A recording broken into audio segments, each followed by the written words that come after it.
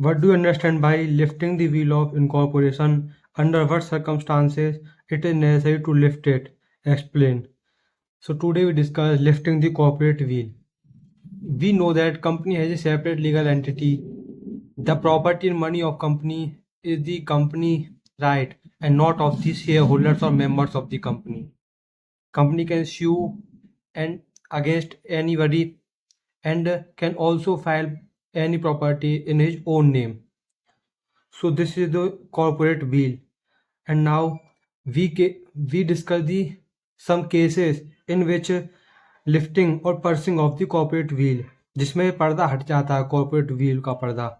Company और members के बीच में सेपरेट एंटिटी नहीं रहती है, उनकी मेंबर्स की अनलिमिटेड लायबिलिटी बन जाती है। कौन कौन से केस हैं वो?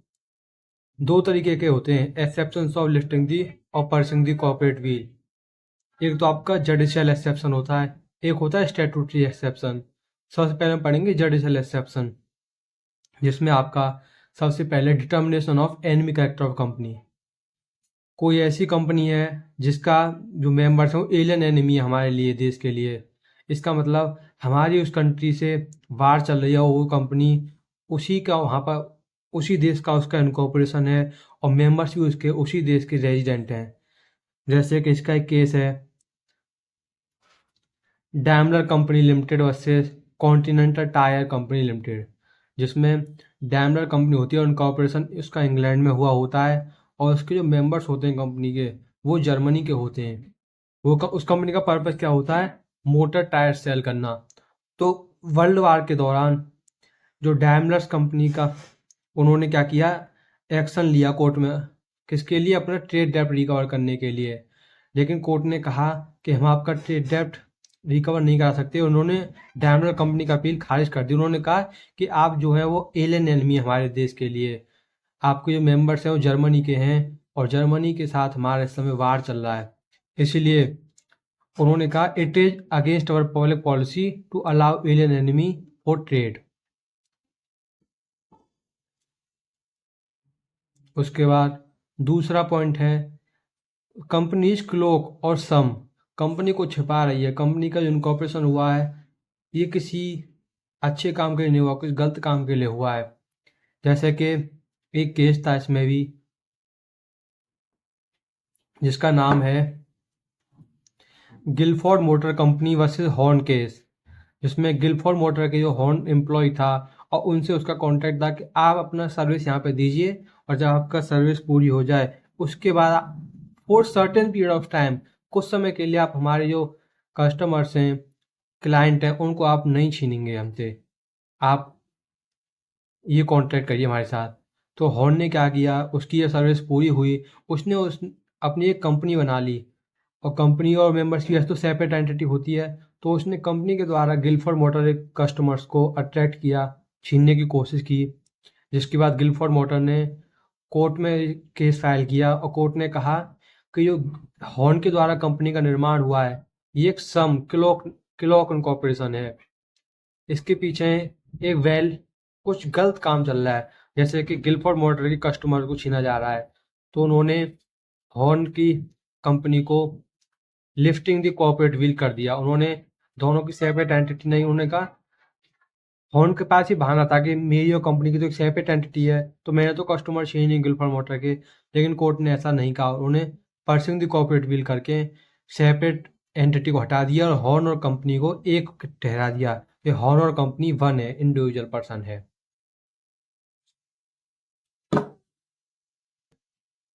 उसके बाद तीसरा पॉइंट है टैक्स इवेजन। टैक्स बचाने के लिए आपने कंपनी का निर्माण किया है ताकि आपका टैक्स बच जाए, आपको टैक्स ज़्यादा नहीं भरना पड़े। जैसे कि इसमें भी एक केस है मिस्टर दिनसो मानिक जी, सर दिनसो मानिक जी पेटेट, ये डी कहेंगे हम इनको, वेल्दी मैन थे। इनकी ज़्यादातर कमाई किससे आती थी? डिविडेंड और इंटरेस्ट से। इन्होंने क्या किया, इनको डर लगा सुपर टैक्स लायबिलिटी भरने का। सुपर टैक्स लायबिलिटी बनती है इतने वेल्दी मैन की।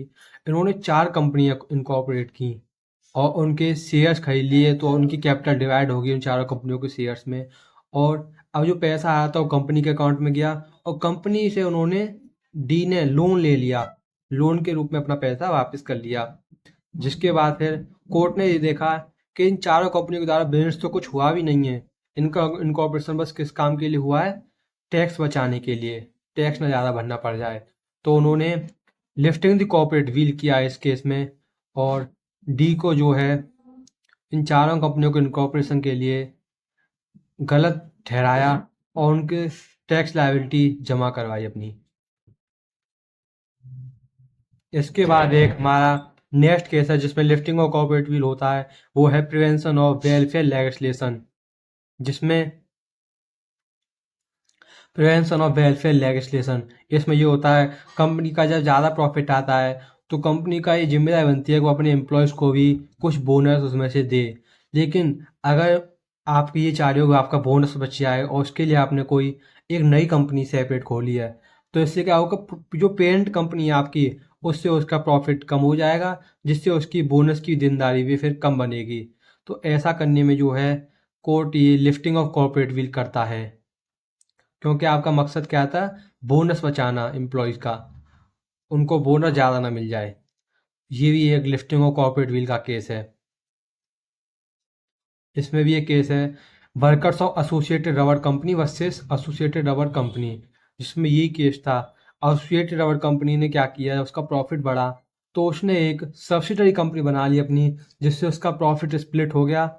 और उसके वर्कर्स ने फिर ये कोर्ट में केस फाइल किया कि इन्होंने हमारा बोनस कम करने के लिए ये सब्सिडरी कंपनी नई इनकॉर्पोरेट की है। इसमें क्या हुआ, फिर कोर्ट ने लिफ्टिंग ऑफ कॉर्पोरेट व्हील कर दिया एसोसिएट रबर कंपनी का। ये थे आपके हमारे judicial exception of lifting corporate wheel. अब इसके बाद हम पढ़ेंगे statutory exception of lifting corporate wheel, जिसमें सबसे पहले आता है डिडक्शन ऑफ मेंबरशिप विरोधी स्टैट्यूटरी मिनिमम। हम जानते हैं प्राइवेट कंपनी में कम से कम 2 मेंबर होने चाहिए, पब्लिक में कम से कम 7 मेंबर, और अगर इससे भी कम मेंबर हैं आपकी कंपनी में और आपको 6 महीने हो गए ऐसा करते हुए, उन मेंबर्स को पता है कंपनी के और उन्होंने फिर भी ध्यान नहीं दिया है इस बात पर, तो उनकी लायबिलिटी फिर अनलिमिटेड हो जाएगी। वो लायबल होंगे कंपनी के सारे डेब्ट्स के लिए, क्योंकि इसमें क्या होगा, लिफ्टिंग और कॉर्पोरेट व्हील हो जाएगा इस केस में। उसके बाद in case of investigation of affairs of company, जब एक इंस्पेक्टर अपॉइंट हुआ है और इंस्पेक्टर को इन्वेस्टिगेट करना है कंपनी के अफेयर्स में, उनको ये देखना है कि कंपनी की सारी पावर है वो किसके हाथ में है, कंपनी का प्रॉफिट लॉस किसके फाइनेंशियल इंटरेस्ट के अंदर आता है, इसमें लिफ्टिंग और कॉर्पोरेट व्हील होता है। उसके बाद इन केस ऑफ फ्रॉड और मिसकंडक्ट केस है ये, इसमें यह है कंपनी का जब वाउंडिंग अप होता है तो उससे पता चलता है कंपनी का जो बिजनेस का पर्पस था वो क्या था, जो क्रेडिटर्स का डेप्ट है उनको डिफ्रॉड करना, क्रेडिटर्स को अपने, और मेंबर्स को पता थी, न्यूइंगली पार्टीज थी, वो कॉन्ट्रैक्ट में फिर भी आए, कंपनी के इनकॉर्पोरेशन भी कराया उन्होंने, वो फिर लायबल होंगे सारी लायबिलिटी का, क्योंकि इसमें क्या होगा, listing of corporate wheel, separate entity नहीं रहेगी कंपनी और मेंबर्स के बीच में। उसके बाद फिर आपका एक नेक्स्ट केस है miss description of the company, जिसमें आपका कंपनी का नाम है, कंपनी के रजिस्टर्ड ऑफिस का एड्रेस है, इसमें कुछ भी गड़बड़ है तो इसमें जो मेंबर्स थे, जो जिन्होंने एक्ट किया है कंपनी के रजिस्टर्ड ऑफिस के, जिनके अंडर में आता था, नाम कंपनी का जिन्होंने लिखवाया था, अफिक्स कराया था, वो फिर लायबल होंगे इस गड़बड़ी के लिए।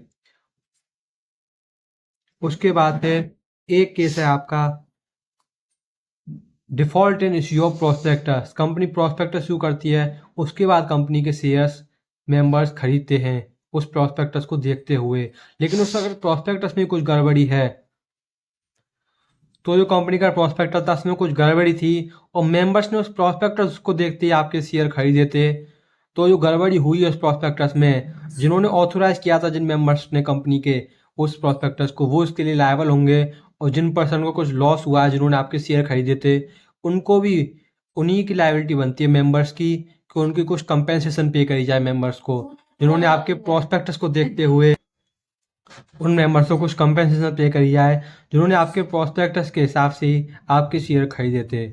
धन्यवाद। ये आपके थे सारे स्टैट्यूटरी एक्सेप्शन।